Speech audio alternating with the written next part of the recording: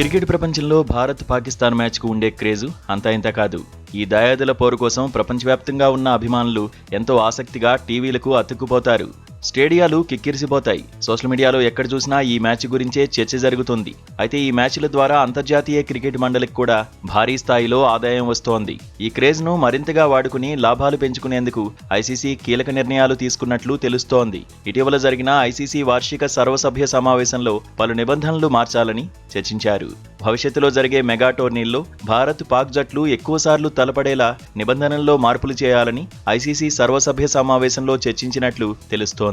ముఖ్యంగా one day, T20 ప్రపంచ కప్ల్లో ఫార్మాట్ను మార్చాలని ఐసీసీ యోచిస్తోంది. ప్రస్తుతం టీ20 వరల్డ్ కప్లో ఉన్న సూపర్ 8 విధానం స్థానంలో సూపర్ 10 రౌండ్ను తీసుకురావాలని చూస్తోంది.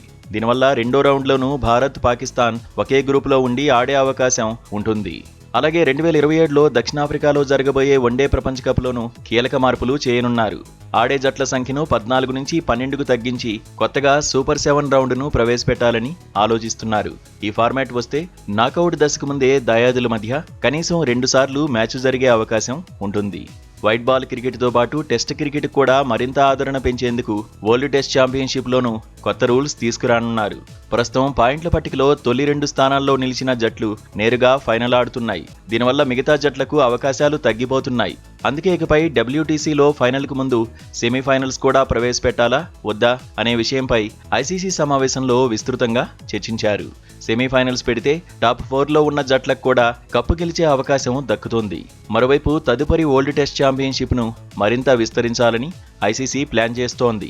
కొత్తగా ఆఫ్ఘనిస్తాన్, ఐర్లాండ్, జింబాబ్వే జట్లను కూడా చేర్చి మొత్తం 12 జట్లతో ఈ టోర్నీని నిర్వహించాలని యోచిస్తోంది.